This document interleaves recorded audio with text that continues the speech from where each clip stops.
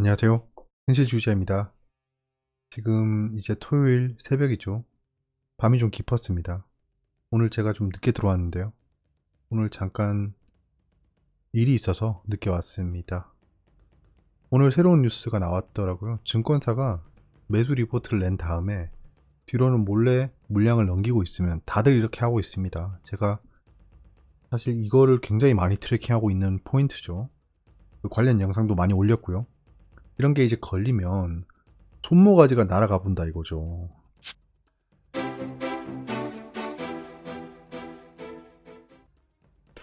손모가지도 없을 것 같아요. 왠지. 참 지금 시장이 지리합니다. 투자하시는 분들, 뭐 미리 매수하신 분들은 관계없겠지만 최근에 시장에 유입되신 분들은 굉장히 짜증날 거예요. 뭐 폭락한다는 얘기만 들리고 시장은 지리하고 내가 산 종목들은 떨어지고만 있고 답답한 겁니다. 전 단기 트레이딩을 좀 시작했습니다. 이 뉴스인데요. 증권 리포트 매수 의견 내고 뒤로는 매도한 증권사에 10배 과징금을 부과해야 라는 겁니다. 이정문 더불어민주당 의원, 역시 국회의원이죠. 확실히 개인 투자자의 증시 참여가 늘어나니까 정치인들이 움직이기 시작했습니다. 뭐 나쁘진 않아요. 나쁘진 않은 액션이라 보입니다. 어차피 그 발의를 해야 되는데 우리한테 조금이라도 도움이 되는 걸 발의하면 좋겠죠. 자본시장과 금융투자업에 관한 법률 일부 개정 법률안, 이름도 길죠. 약간 이런 건데요. 불건전 거래 행위로 부당한 이득을 취득한 투자 매매업자 또는 투자 중개업자에 대해 벌칙 또는 과태료 외 최대 10배 과징금을 함께 부과하는 내용을 담았다. 이거 수익 본 거 싹 다 뺏어야죠. 싹 다 뺏어야죠, 이거. 국정감사에서 공개한 금융감독원 자료에 따르면 최근 3년간 국내 증권사 리포트 7만 8천여 건 중 매도 의견은 단 55건으로 0.07%에 불과했다. 자, 그러면 저는 이런 기사를 보면 궁금한 게 뭔지 아세요? 여러분들도 궁금하실 것 같아요. 저는 저 55건이 누군가가 궁금합니다. 55건이야말로 진짜 블루칩일 것 같아요. 저런 종목들을 매수해야 된다. 굳이 매도 이렇게 그 매수 리포트 내고 뒤에서 판다라고 하면 그 반대를 생각해 보세요. 이게 제가 계속 수학이 중요하다고 생각하는 게 이 대우를 보면 되죠. 대우. 예, 대우라고 하죠. 기억나시죠? 그러니까 매수해서 뒤로 팔면 수익을 본다. 약간 그런 거잖아요. 그러면 반대로 하면 손해를 보는 건 매도 리포트를 낸 겁니다. 앞에서 매도 리포트를 낸 거. 그러니까 매도 리포트를 낸 거를 우리가 노리면 된다. 약간 이런 결론으로 치닫네요. 그 개인이랑 외인이 매도를 지속하고 있습니다. 지금 보시면 코스피 왼쪽이 코스피고 오른쪽이 코스닥인데요. 계속해서 팔고 있습니다. 지금 저 기관이 파는 양을 보세요. 쟤들은 진짜 좀 뭐랄까? 정말 이거 펀드 환매 때문인가요? 어떻게 이렇게 매도 일변도로 나갈 수 있는지 좀 궁금하긴 합니다. 연기금은 이해가 돼요. 연기금인지 뭔지 모르겠지만 연기금 등이니까. 쟤들은 코로나 폭락도 굉장히 많이 들어왔어요. 지금 나가는 거는 약간 까방권이 있습니다. 까임 방지권이죠. 코로나 그렇게 떨어질 때 얘들이 받쳤잖아요. 받쳤는데 금융투자에 뭐 원래 단기 투자하는 애들이니까 내버려 두더라도 보험 요즘에 해지가 많나 봅니다. 투신 이게 펀드 환매랑 직접적인 관계가 있겠죠. 사모펀드 당연히 이름부터 펀드니까 이게 소버린 펀드라고 하는데 사람들이 돈을 빼고 있다. 약간 양시장이 그렇습니다. 이게 물량 넘기기냐? 그건 아직 모릅니다. 아직 몰라요. 그러니까 펀드 환매가 맞다면 물량 넘기기가 아니겠죠. 그냥 자금이 이동하고 있는 거죠. 환매한 돈으로 지금 개인이 들어오고 있는 거라고 치면 제로섬이라고 보시면 돼요. 일단 단기간 폭락은 좀 대비해야 될 것 같더라고요. 신용융자가 21조를 넘었습니다. 투자자 예탁금은 그 이틀 동안 7조가 떨어졌어요. 그러니까 시장으로 좀 유입됐다는 거겠죠. 약 7조가 증시로 이동했다. 시장이 흔들리면 또 다른 기회가 옵니다. 중장기는 전 긍정적입니다. 계속 긍정적인데 단기적으로 매수세가 유입될 재료가 좀 부족해요. 그러니까 기본적인 지지선이 있잖아요. 이동평균선, 21선, 5일선. 이거를 지지하고 올라가면 좀 위험한 것 같아요. 근데 지지를 못하고 횡보를 한다거나 지지선을 깨고 내려가서 거래량이 폭발돼 버린다거나 이러면 나쁘지 않다고 생각합니다. 단기 스윙 진입했습니다. 드디어 코스닥 레버리지. 제가 또 얼마 전에도 계속 코스닥 레버리지로 수익을 냈죠. 드디어 또 들어갔습니다. 또 들어갔어요. 예, 팔고 나서 여기서 들어갔습니다. 하락할 때 좀 들어갔죠. 요런 상황이다. 다시 코스닥 150 레버리지의 마수가 시작되는 겁니다. 이거는 명백하게 투자할 타이밍이었습니다. 제 기준에서는요. 여기서 손해볼 수도 있겠죠. 하지만 굉장히 높은 확률로 수익을 보는 구간이었다 라고 생각합니다. 그리고 중장기 포트를 추가 매수했습니다. 뭐 왼쪽은 셀트리온이죠. 셀트리온 오늘도 하락하더라고. 어제 저점에서 잡았다고 나이스 나이스 이러고 있었는데 웬걸 오늘 또 떨어지더라고요. 오늘도 저점에 매수 못했습니다. 참 알 수가 없어. 이건 셀트리온은 알 수가 없습니다. 일단은 이거는 의도적인 하락입니다. 의도적인 하락이고, 이게 개인이 유도하는 의도적인 하락인지 아니면 외국인 기관, 특히나 셀트리온은 공매도를 빼놓을 수가 없습니다. 코스피 코스닥 전 종목을 합쳐서 가장 많은 공매도 잔고량을 가지고 있어요. 공매도 잔고량을 가지고 있다는 건 공매도를 가장 많이 실행한 종목입니다. 공매도를 많이 실행했다는 건 이 기업에 대해서 굉장히 부정적인 의견을 가지고 있거나 또는 의도적으로 좀 부정적인 리포트를 많이 발행하고 있다는 겁니다. 셀트리온이야말로 진짜 극성 투자자가 많습니다. 극성 개인 투자자가 많기 때문에 제가 만약에 여기서 셀트리온 곧 폭락합니다 이러면 진짜 막 그 셀트리온 추종자들이 와서 저를 욕할 거예요. 근데 전 그렇게 생각하지 않기 때문에 매수를 하고 있는 거겠죠. 그런 거고, 알서포트도 최근에 지리한 계단식 하락을 하고 있습니다. 이제 계단식 하락에 좀 막바지에 온 것 같아서 추가 매수를 해봤습니다. 근데 여기서 하락이 멈추지 않으면 다시 놔둘 거예요. 놔뒀다가 하락이 끝날 때까지 지켜볼 겁니다. 섣부르게 추가 매수는 계속하지 않을 거예요. 알서포트의 추가 매수는 여기까지입니다. 이 이후에 지속적으로 하락을 한다거나 큰 폭락이 나오면 그때 액션하겠습니다. 그리고 스윙주 청산했습니다. 실리콘웍스입니다. 왼쪽이 일봉이고 오른쪽이 분봉입니다. 보시면 제가 여기 그 슈팅이 나오고 저점 부근에서 매수를 시작했는데요. 여기서 팔까 하다가 좀 지켜봤습니다. 지켜봤다가 좀 하락을 하길래 에라이 하고 있는데 다시 상승할 때 팔았어요. 그래서 실리콘웍스는 청산했다. 다시 다음 기회를 노리겠습니다. 이렇게 단기 스윙을 하는 겁니다. 중장기 포트 외에 단기 포트는 청산 예정이에요. 제 포트폴리오 변경이 좀 있을 것 같습니다. 중장기 종목은 매수할 예정이에요. 제가 눈독 들이고 있는 섹터가 있다고 했죠. 그 섹터에 대해서 슬슬 시장이 흔들릴 때 매수를 할 거다. 지금 보시면 제가 장기 30%, 중기 30%, 단기 수익 20%, 현금을 20% 가지고 있어요 지금. 근데 그 중기를 50%로 늘리고 단기 수익을 10%로 낮추겠습니다. 단기 수익률을 청산할 거니까요. 그 다음에 현금을 20% 가지고 있었는데 10%를 넣겠습니다. 이게 지금 바로 넣겠다는 게 아니고 시장을 지켜보다가 하락이 시작되면 더 들어갈 겁니다. 저 지금 거의 현금 비중이 낮죠. 현금 비중은 제가 아시다시피 코로나 폭락 때 키운 거기 때문에 지금 제가 현금을 안 가지고 있는 건 굉장히 잘 투자하고 있는 겁니다. 그리고 비트코인이나 알트코인을 다시 진입했습니다.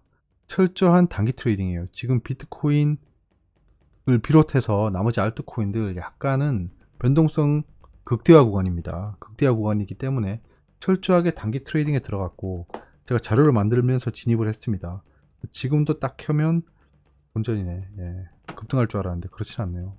왜냐하면 지금 단기적으로 하락폭이 컸어요. 지금도 잠을 못 이루면서 비트코인 시장을 보고 있는 분들이 많다.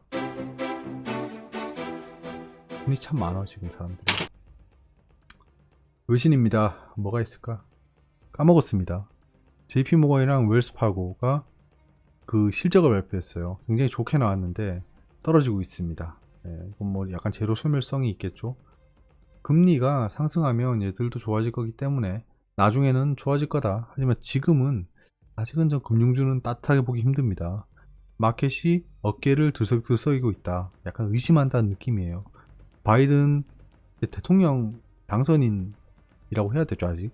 스티뮬러스 플랜을 제안했지만 시장은 제로 소멸로 또 받아들이고 있다. 제로 소멸이라는 게 제로 소멸했기 때문에 다 팔고 떠나자가 아닙니다. 제로가 소멸됐기 때문에 신규 투자자가 제한된다로 전 판단합니다. 탁이 낮게 열리고 그 중국의 테크 자이언트, 그 테크 거대 기업들이 블랙리스트에서 탈출한다라고 하네요. 근데 여기 재밌는 말이 있어요. Buy the rumor, sell the fact라고 하죠. 그러니까 우리 한글로 옮기면 소문에 사서 뉴스에 팔아라라는 얘기입니다. 이 영어를 한글로 옮긴 거예요. 이게 지금 바이든 대통령 당선인이 그 스티뮬러스 플랜에 대해서 얘기하니까 셀더 팩트가 된 거죠. 이제 사실이 나왔으니까 판다. 리테일 세일이 떨어지는 게 기대된다라고 합니다. 저거를 기대한다라고 할 수 있나? 기대가 아니지. 약간 예상된다, 예상됐다라는 겁니다. 경제 지표가 별로 안 좋게 나왔어요. 지금 미국 시장이 좀 흔들리고 있습니다. 앙겔라 메르켈에 대한 얘기인데요. 이분이 이제 끝나면 새로운 후보를 뽑겠다라는 겁니다. 다시 나가지 않겠다고 했죠. 내신입니다. 어디서 뭐가 터질지 모른다. 코스피 3100 깨진 날 하은이 던진 경고. 하은이 또 경고를 던졌다네요. 그럼 진짜 경고를 던진지 봐야겠죠. 예상치 못한 쇼크, 조그마한 충격에 도라는 표현을 사용했다. 단기적인 가능성은 낮지만 미국의 금리 인상, 북한과의 마찰 등 예상 밖의 지정학적 위험 발생. 지정학적 위험은 늘 공존하고 있습니다. 코로나 백신 공급 차질로 주요국 경기 회복이 지연되는 것 등을 말한다. 이거를 본인이 해석한 겁니다. 말한다가 아니고 여겨진다로 바꿔야겠죠. 이 총재는 이런 경우에는 얼마든지 시장 참가자들의 기대가 바뀌면서 주가가 조정받을 가능성이 있다고 지적했다. 잘 보세요. 이 총재는 굉장히 말을 빠져나갈 구멍을 많이 만들었죠. 의견을 낼 때는 사실 좀 저 정도면 능구렁이 같은 의견이긴 하지만 너무 확신해서도 안 되고 근거 없이 얘기해도 안 됩니다. 이게 좀 시장에 안 좋은 영향을 줄 수는 있겠지만 단기적일 거다. 단기적일 거다. 단기라고 해서 1, 2일 이런 게 아니고요. 길어봐야 한 달이다. 길어봐야 한 달이다. TSMC가 30조 투자로 독주 체제에 삼성은 사법 리스크의 발목. 이거는 뭐 지극히 정치적인 기사기 때문에 넘어가려고 했는데 TSMC가 30조를 투자한다라는 게 중요한 겁니다. TSMC가 30조 투자해서 삼성은 10조밖에 투자 안 했는데 이것이 망하는 거 아니야 이렇게 받아들일 게 아니고요. 확실히 비메모리 반도체 쪽의 시장이 커질 거라고 판단한다라는 겁니다. 그거를 캐치해냈습니다. 저는. 왜냐? TSMC는 굉장히 굴지의 기업입니다. 삼성전자보다 비메모리 반도체의 점유율이 굉장히 높은 대만의 1등 기업이죠. 이런 기업에서 치열하게 수많은 엘리트들이 모여서 치열하게 분석한 결과 비메모리 반도체에는 투자를 해야 됩니다라고 결론을 냈다는 거예요. 그럼 정말 두뇌들, 수뇌부들이 맨날 며칠을 고생해서 온갖 데이터와 시장의 판도를 분석한 다음에 낸 결론이 비메모리 반도체에 투자를 한다입니다. 우리는 그걸 그냥 깨끗하게 받아먹으면 돼요. 자, 그러면 전략이 나오는 거죠. 만약에 비메모리 반도체 종목이 알 수 없는 이유와 차익 실현 어쩌고 저쩌고 하면서 하락을 시작하면 분할 매수를 하면 된다. 주식 부동산 끓는데 경기는 최악이다. 하느니 금리 올리지도 내리지도 못했다. 그럼 뭐 미국이 금리를 올리지도 않고 지금 당장 금리를 올릴 이유가 없는 거죠. 경기가 화랑이 돼야지 금리를 올릴 수 있습니다. 경기가 좋아지지도 않았는데 금리를 올려버리면 결국에는 신용분이 줄어들고 사람들이 파산할 수가 있습니다. 그런 일을 당연히 안 하겠죠. 이건 당연한 얘기인데 저렇게 뉴스로 비아냥되고 있다. 증권 리포트 매수 이건 얘기했죠. 넘어가겠습니다. 시대창소 눈을 뗄 수가 없어요. 재테크에 빠진 직장인들. 김모 씨의 방은 펀드 매니저 사무실을 보는 듯하다. 대형 모니터 한 대에는 증권사 홈 트레이딩 시스템 시세창을, 다른 화면에는 유튜브 주식 방송을 틀어놓고 재방송이겠죠. 종목 정보를 공유하는 단체 채팅방 화면을 열어둔다. 채팅방에서 정보가 나올 때마다 해당 주식 시세와 뉴스를 살펴본 뒤 매매 타이밍을 결정한다. 여기서 몇 가지 포인트가 있죠. 재밌는 포인트가 있습니다. 시세창에서 눈을 뗄 수가 없다. 안 됐죠. 자신이 믿는 구석이 없는 겁니다. 시세창을 계속 봐야 된다는 건 이 종목에 대한 확신이 없다는 거예요.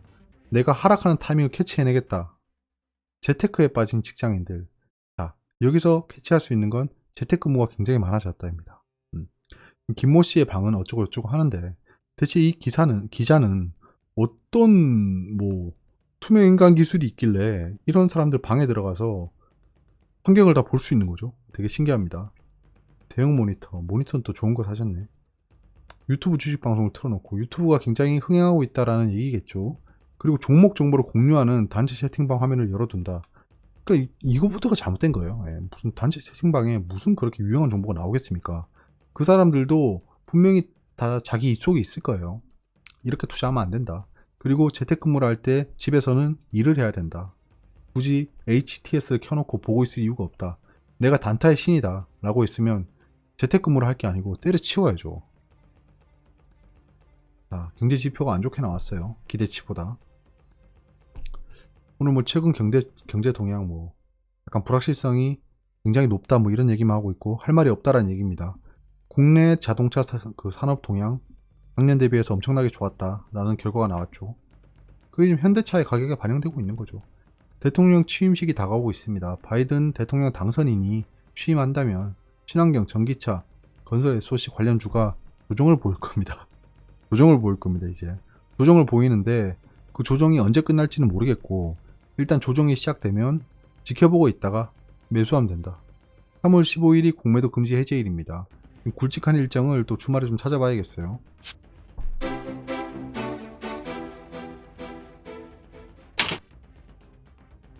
자, 3100이 깨졌네요. 깨졌고 2%가 떨어졌습니다. 반등 한 번 없는 시장이었어요. 반등이 없었다. 뭐야 이거? 오, 놀래라. 이거 검정색을 어떻게 하지? 검정색을? B는 파란색. 검정색으로 해달라는 분이 있었는데 검정색이 보입니까? 자, 이거는 뭐 추세가 단기 하락 추세가 있었고 지지선이 있었다. 지지선이 두 개가 있었습니다. 이렇게 하면 투자는 할만했지만 큰 수익은 보기 어려웠다. 여기서 투자할 수 있었는데 수익 볼 수 있는 구간이 별로 없었죠. 그래서 단기 트레이딩 했던 분들은 그렇게 재미를 못 봤을 거다, 지수로. 저 같은 경우에는 여기서 들어갔죠. 여기서 들어갔고 여기서 들어갔고 이렇게 들어갔습니다. 코로나 150 레버리지라고 할 뻔했습니다. 코스닥 150 레버리지. 왜 들어간지 아시겠죠? 예. 거래량과 각도를 보고 들어갔습니다. 각도가 가팔랐어요. 이 각도가 아니지. 이 각도로 봤습니다. 이 각도를 보고 여기서 안 사고 떨어질 때 이쯤에 사기 시작한 거예요. 각도를 보고 들어갔고 손절매는 걸지 않았습니다. 근데 여기서 좀 더 떨어져 버렸어. 이 떨어져 버린 이유는 외국인이었다. 외국인이 급격한 매도를 일으켜서 지수를 흔들었다. 그리고 마지막에 지들은 또 변태처럼 종가쯤에 들어와 버렸다. 개인 투자자들은 외국인 기관에게 물량을 넘기고 나간 상태입니다. 코스닥 얘기예요. 코스피는 아닙니다. 코스피는 지금 절대 아니에요. 상승하락 종목수가 지금 형편없습니다. 형편없기 때문에 코스피 쪽은 약간은 이제 뜨뜻미지근하게 봐야 될 것 같고 대형주의 바로미터죠. 코스닥 같은 경우에는 중소형주의 천국입니다. 제가 말씀드렸다시피 대형주가 횡보하기 시작하고 시장이 좀 지지부진하면 중소형주가 하나씩 튈 거예요. 이렇게. 그래서 중소형주를 가지고 계신 분들은 이제 그걸 조심해야 됩니다. 요런봉을 조심해야 돼요. 사람들이 팔고 나갑니다. 꽤 오래 물렸잖아요. 그렇기 때문에 팔고 나가고 싶은 욕구가 굉장히 많을 거예요. 그런 것들이 많아지면 세력들이 그걸 이용 안 할 리가 없겠죠. 투자자의 탁금 계속 줄어서 7조 가까이 줄었습니다. 74조까지 올라가더니 67조까지 떨어졌습니다. 한마디로 7조가 시장으로 들어왔다. 요 교육이가 보이시죠? 요만큼 들어왔다라는 겁니다. 시용융자가 21조 가까이 가고 있습니다. CMA 장고 좀 늘었고 시간에는 좀 하락하고 끝났어요. 미국 증시에 선물이 별로 안 좋았거든요. 오늘 미국이 옵션 만기일이죠. 그래서 종가춤을 봐야 될 것 같습니다. 개인은 지금 지속적으로 매수를 하고 있는데요. 아직 67조가 남았기 때문에 오늘 2조를 매수한들 그렇게 바뀌는 건 없습니다.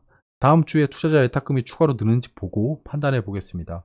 투자자 예탁금이 지속적으로 늘면 시장은 계속 긍정적이다. 돈이 넘쳐난다. 하고 싶은 애들이 저렇게 많은데 하락할 수가 없다라는 겁니다. 단지 지금 안 들어오고 있을 뿐. 확실하게 저 자금을 움직일 수 있게 하려면 외국인 기관이 생각을 해야겠죠. 크게 폭락을 시키거나 아니면 폭등을 시켜서 따라붙게 하거나. 그러니까 큰 움직임이 발생하는 건 자명하다. 안 그러면 저 자고 있는 돈들이 계속 자버린다. 자, 미증시는 현재 하락 중입니다. 하락 중인데 생각보다 큰 하락은 보이지 않네요. 1% 가까이 떨어지는 걸 봤는데 반등을 좀 해줬습니다. 원달러는 역시나 복선처럼 1100원을 넘어갔습니다. 원달러가 지금 약세를 보이고 있습니다. 코스피가 별로 안 좋다는 거겠죠. 후행하고 있던 MSCI 펀드 지수가 크게 떨어지고 있습니다. 유가도 좀 조정 보이네. 궁금한 게 있으면 댓글 해주세요. 여기까지고요. 주말 잘 보내세요. 감사합니다.